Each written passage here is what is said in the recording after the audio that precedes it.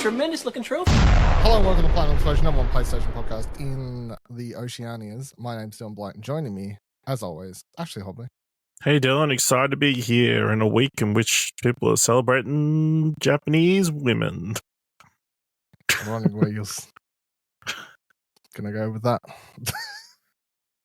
I was like, he's probably gonna do a Stellar Blade bit. I wonder what he'll choose. Yep. Fair A lot of people saying it's women are back.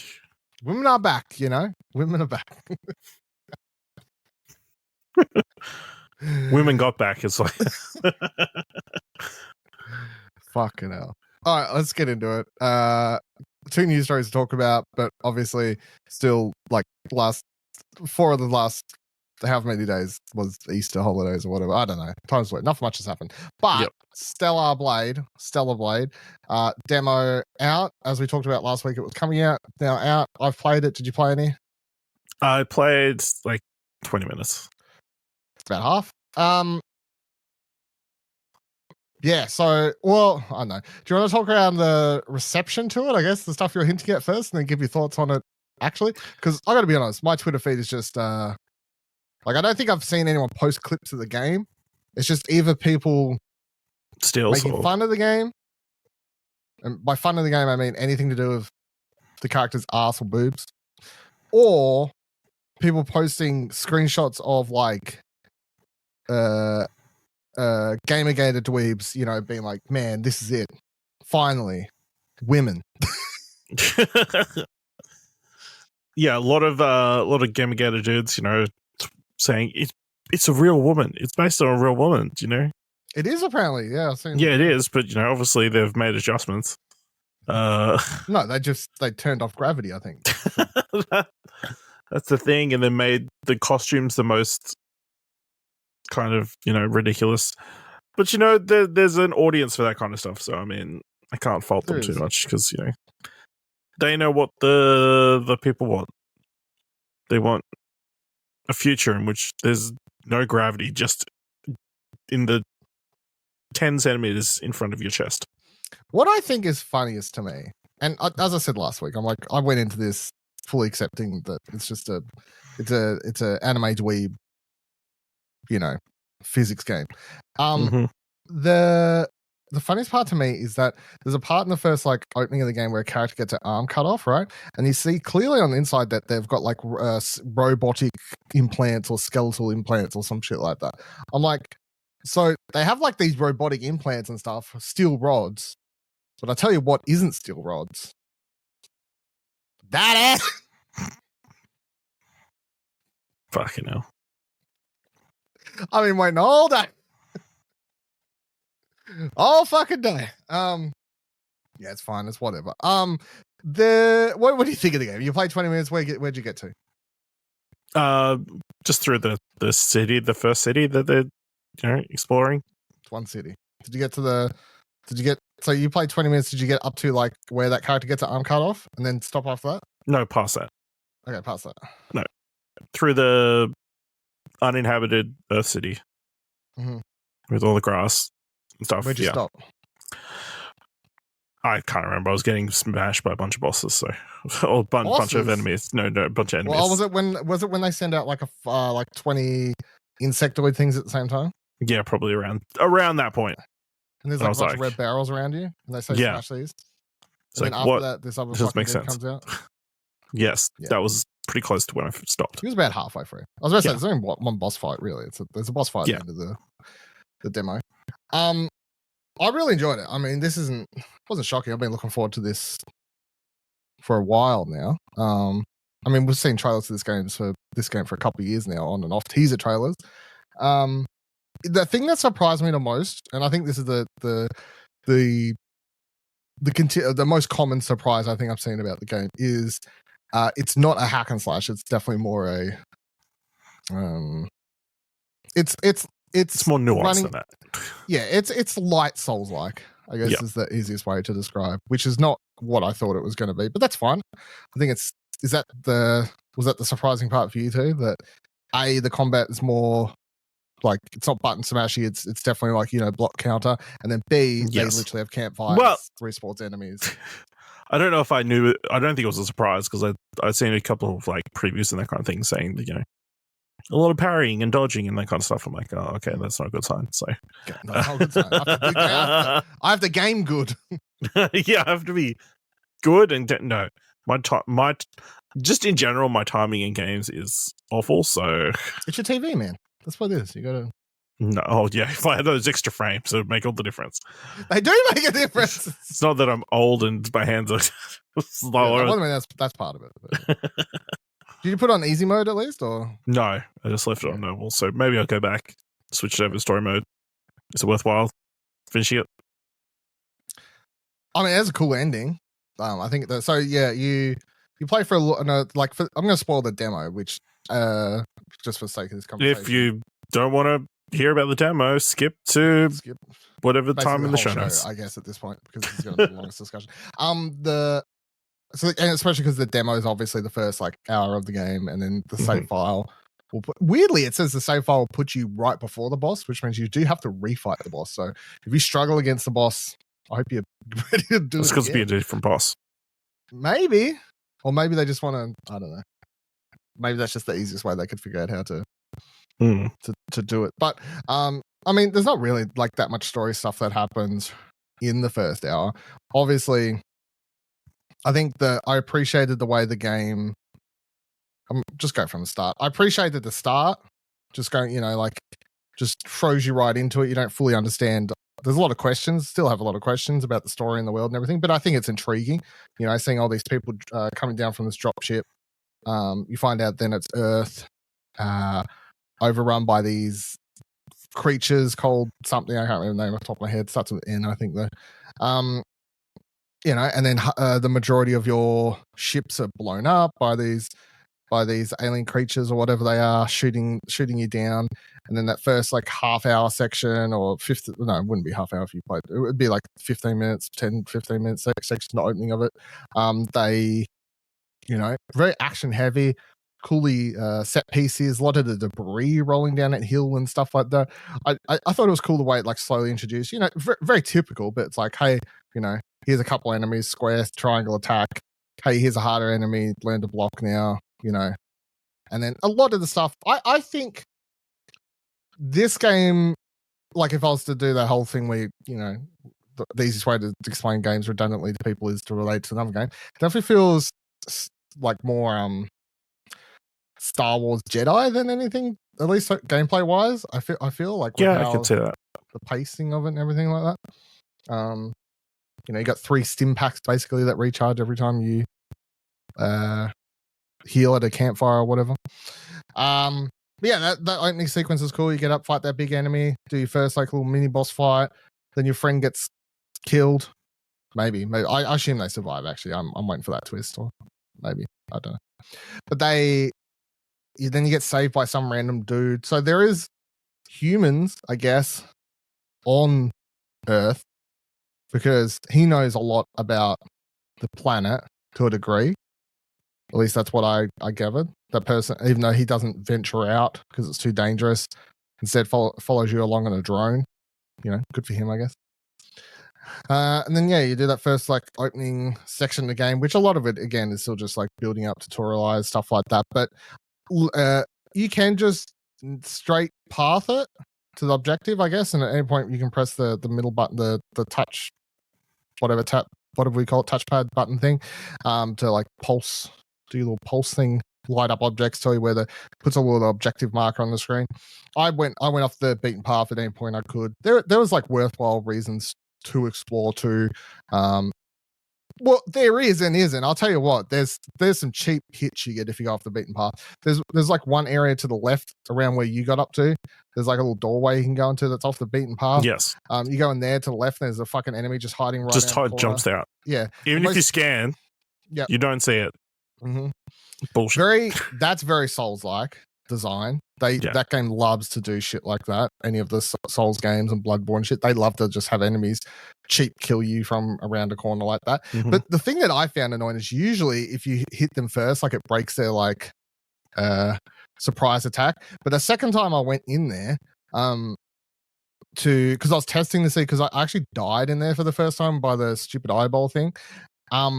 Then hold on, I didn't die there. I died where you were trying to do the 20 fucking fire ants or whatever after this. Yep. But then I was like, I wonder if it counted having got everything in that area. So I went back in, and it does. It's not like you lose XP. That's the thing. It's Souls-like, but it's definitely Souls-light, because you don't, although enemies reset, there's checkpoints and stuff like that, and you don't lose experience or you don't lose anything. You it's just got that type of structure to the gameplay. Yeah, I because I knew it was there that time, I fucking like got on an angle where I could heavy hit it first, and it still like insta attacked me. I'm like, nah, dude, like I caught you off guard this time. You should fall on your ass. But anyway, you go through that whole section. You get up. You basically get to you go for a little section right after where you're up to, after you climb across some rooftops and come back down. You go through a library, which is quite funny. It has two little funny moments where you can interact with a piano, and Eve, your character, says something like, and she asks about the books that are around it and goes, what are these data files? And then the dude you're talking to, whatever his name is, he goes, they can only hold 1 megabit of data though. And she's like, such a waste. And then there's another part where you can look at a map on a wall in this library, because obviously it's implying Earth, it's been dead for ages or whatever, taken over for ages. You can click on the map, and she's like, what's this? He's like, it's a map. She's like, well, how do you set your coordinates on it? Like, so there's some like funny little optional banter you can get with, and get an idea that Eve and wherever she's from and whatever, it's so far ahead. Like they have no idea what any of these older technologies are and stuff. Then you get up to this. After that, you go to a multi-story car park building, which is the first time you get I can't remember the wording for a lot of stuff, but up until this point, there'd been 2 little camps, but they call this like it's like a bigger camp, basically. It's like a major camp. So the additional things you can do at these, the game explains, is that although the smaller camps that you'd had in the game up until then, you could rest, you could buy stuff from the vending machine, like potions that don't reset when you rest, which where your main healing potions do. So you could buy those stuff, and you could use your skill points to change stuff. You can do all that stuff at this rest point, but you can also fast travel to any of the other unlocked camps you've been to, and you can upgrade your gear with stuff you may have found. Now, I could upgrade I think it was my attack power, and that was based on an item I found by exploring off the beaten path early in the game, actually. So definitely reasons to explore. You go right up to the top of the multi-story car park building, do a boss fight up there. I didn't think it was too hard. I looked online. I saw some people say it took them a few goes or whatever. I guess it's definitely going to vary on your experience with these sorts of games. And your patience for these sorts of games, I guess. But it also telegraphs the easiest way to beat the boss right at the checkpoint part before it, because it gives you a free skill point and then makes you use it to unlock a skill where right before enemies are about to do an unblockable attack and they glow orange or yellow, whatever it is, you can, if you time it right, you press circle and forward, Eve will like teleport behind the enemy, and then you can get like whale attacks on them. So of course this boss does lots of those attacks, and it's like, well, you just literally gave me the skill I need for this battle, but cool, thank you. And then it did that. It does a cool demo thing where as soon as you beat the boss and its health is depleted, and it goes to a little mini cutscene where like Eve comes in and cuts it in half or some shit like that. It then transitions right into a trailer for the game, which I've seen some other demos do, but I think that's cool. Like it's like, the demo's over now, but I didn't even have to wait. Like, it's just playing a trailer all now. And I mean, I really enjoyed playing it. So, you're sitting there after enjoying the demo, and then you're watching a trailer of all stuff that's yet to happen in the game. New characters they're meeting. You get a gun, apparently. All these other weird places you can go, grinding on rails, beach areas, all sorts of like a lot more variety to the environments and stuff like that. And now I'm like, yeah, fuck yeah. Can't wait. It still looks really cool to me. So, I'm going to say your demo experience is different to mine, where you're like, nah, probably not. Yeah, I mean, you know, I just didn't vibe with it, I don't think, you know. Yeah, just the combat wasn't for me, or the type of combat I prefer. I mean, it's, you know, maybe if I did drop it down to easy mode, then maybe, or story mode, it'd be a little bit more forgiving, I think, which is what I need. But yeah, I mean, it's an interesting enough world. I mean, it's a pretty crazy world. As soon as you dropped in, it's like, okay, what the hell is going on? Because they don't give you a lot to go off straight away. You got these massive, like, blimp ships coming down, and they're all getting destroyed. And there's a bunch of monsters that, you know, you, Eve, and your friend are fighting, and then surprisingly grew, like, gory deaths with a lot of people, including your mate getting her arm cut off with bones sticking out and everything. It reminds me a lot of not something I don't think you've ever played, but Parasite Eve, with the mix of the monsters, the monster design plus anime aesthetics, is what my my thoughts were going to.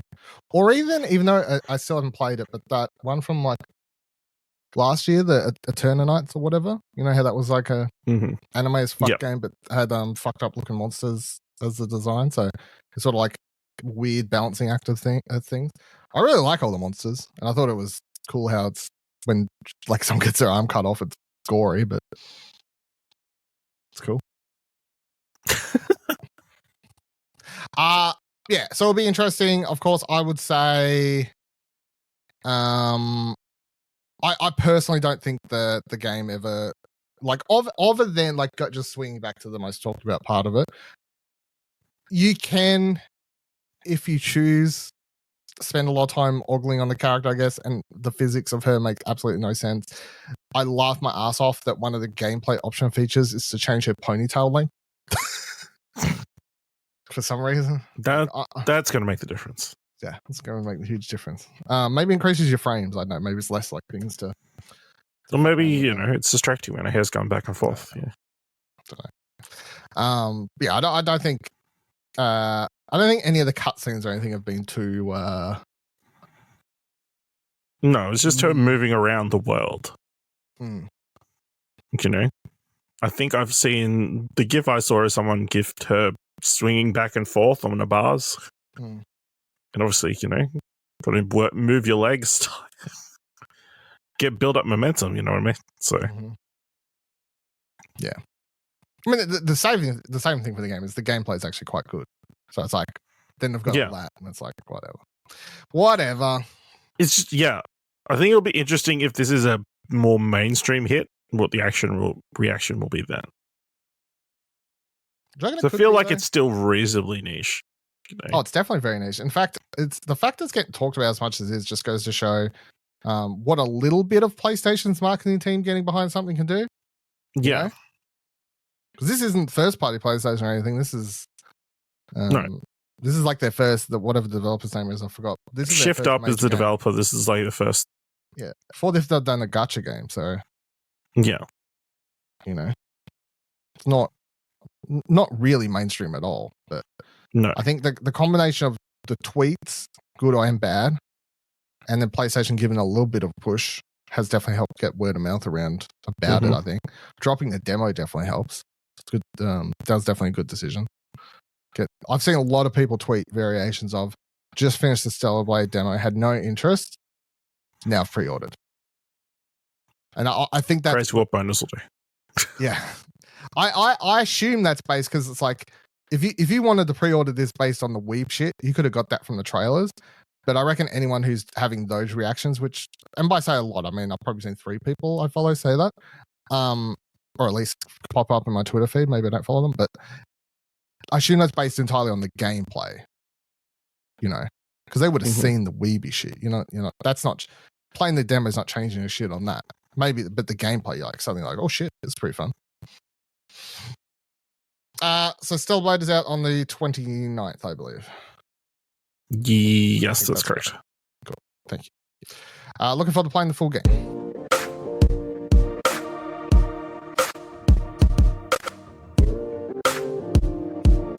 I got 2 news stories to go over this week. Not a lot, really. But firstly, Jim Ryan leaves PlayStation as PS5 set to become its most successful console ever. So this was written a couple of days ago, but at the time, they wrote, today marks the end of Jim Ryan's 30-year tenure at Sony Interactive Entertainment.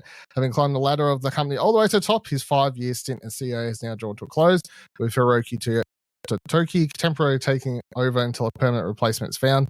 Speaking on the latest official PlayStation podcast, Ryan has one last interview in which he comments on the platform's evolution, his career, and his thoughts on the PS5 Boomerang controller. It's worth a listen. Perhaps most interesting, though, are his thoughts on how PlayStation is doing as it leaves the office behind. He appears very proud of what's being achieved with PS5 so far. Quote, I'd say that right now we're at the top of our game. PlayStation 5 is well on track to be our most successful console ever across multiple vectors. I think the games and gaming experiences you see on PS5 led by PS Studios are the best that we've ever seen. He continues by saying, quote, the number of games we've published so far on PS5 at this point in the cycle way exceeds anything that we've ever done before. With all the investment they've put into the studios and acquisitions that we've made, that's only going to accelerate and snowball. We sit in a position of strength, and I think the future is bright.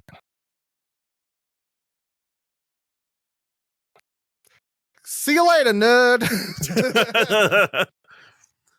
Yeah, thanks for firing all those people on your way out. Yeah.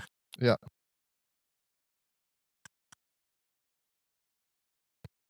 I mean, I got nothing. I think it's pretty the most is did you see they did a bobblehead stars collectible for him?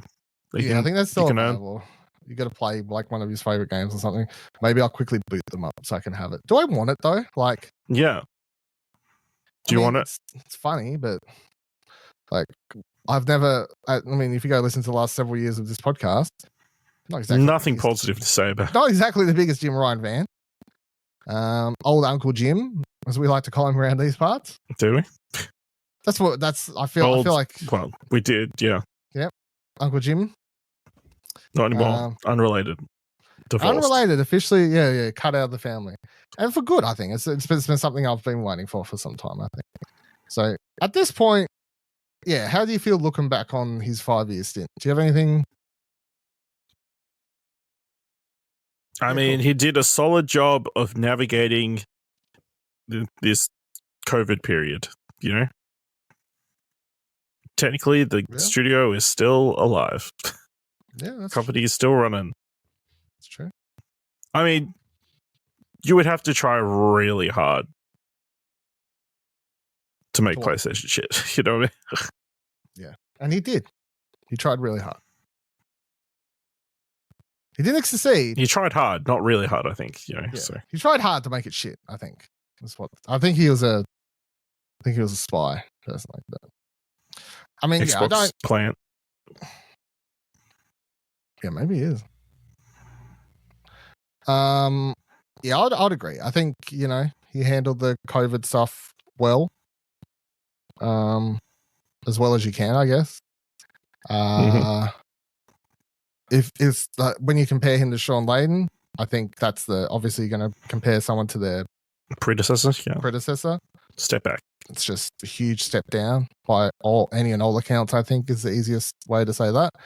And then whoever they hire to be the new CEO, you know, it's going to be interesting because I would say the majority of at this point we're in a having Hiroki Totoki in there doesn't really count. That's just someone, you know, keeping the wheels on for a while, not really making any big plans or anything. Whoever comes in next, I hope it's someone with, I would say, a more reverence for indies again. Understanding of where the games industry is currently, and by that I mean the struggles, like, you know, seeing all the people losing jobs and stuff, and with hopefully a plan what PlayStation can do to help with that. And yeah, I don't know, just, you know, someone who's got, I would want someone with some, to come in and make some unique ideas. Not Jim Ryan came in and sort of felt like he was consistently taking almost 2 steps backwards in his way of thinking. It wasn't like trying to push unique ideas forward. It was like, Let's just try and do it the old school way, the old school way, the old school way. You know, he wasn't like a new age thinker, I don't think. No. That's why he was Uncle Jim. I mean, he did usher in the PlayStation Portal. So, which is somewhat forward thinking, but also not held really back by phones old and whatever else. That's like, yeah, I don't know. Yeah, I don't know what I want from the next CEO. Do we want a Phil Spencer type who's like super forward facing and like constantly talking but delivering nothing? I don't need someone forward facing. I just need someone who's a forward thinker. That would be my pivot. I don't need whoever's the CEO of a company to be my friend. I don't need them to be highly available, highly unless they do want to come on the Platinum thing. Explosion #1 PlayStation At which podcast point, in Oceanius. Love you. Yeah. Everything I just said, take it back. But yeah, we shall see. I wonder how long it'll take them to.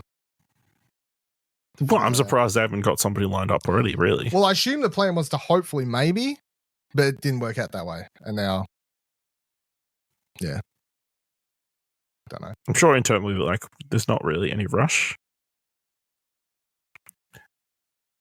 They're just waiting. Like, odds are it'll be probably someone inside the company, like, promoted, Presumably. you would assume. But it's also at that time period where really it's like, given the PlayStation's life cycle, it's whoever's coming on now is seeing the PS5 through to the end, but they're also like they're coming in now and they're already at the stage where they'll be starting to work on the PS6. You know what I mean? Or at least, you know, I'm not saying it's coming out next year. I mean, like plan, like you got to plan years in advance, obviously. So, all right, one last story for this week. Verge, continuing on the PlayStation 5 Pro thing. PlayStation 5 Pro Enhanced label could mean constant 60 frames per second and ray tracing. They wrote, Sony will use new PS5 Pro Enhanced labels to tell players which games take advantage of console's new abilities, according to documents seen by Insider Gaming yesterday. The outlet writes that to get the label, a game would have to offer a PS5 Pro graphics mode, which includes PSSR for 4K upscaling, constant 60 frames per second frame rate, and added or improved ray tracing. It would reportedly also indicate high resolution for both fixed and variable refresh rate games. The site says that internally named Trinity Enhanced label would be akin to the PS4 Pro Enhanced label from the last PlayStation generation, or the XXXS label that denotes games with improvements, like better loading times or higher frame rates. It also told players when a game was given graphical upgrades specific to the new system, but not necessarily what the mix of improvements is. Blah, blah, blah, blah, blah. PS5 Pro may be out soon, blah, blah. I know you don't really care, but about like graphics and stuff like that. Mm-hmm. What do you feel about the idea of like you're sitting there with your normal PS5, you're not updating to the Pro. You see a game, you go to buy it, has this little sticker on it. Do you feel like you're missing out, or you go, nah, I don't care? Like, nah, bro, I'm good. I'm happy for my friends who need these two things to be running at the same time, but it's all unnecessary. You know, it's just corporate greed. You just need to have everything, don't you? Just can't, you know? I don't think that's can't make do with what. I don't think that's at all corporate greed. Like, it's personal greed. Personal greed, maybe. I don't. Do you reckon it'll confuse consumers? No. Keep it on the shelf? No, they don't care. Well, as long as you stick PS5 Pro on the box, then I think most. Well,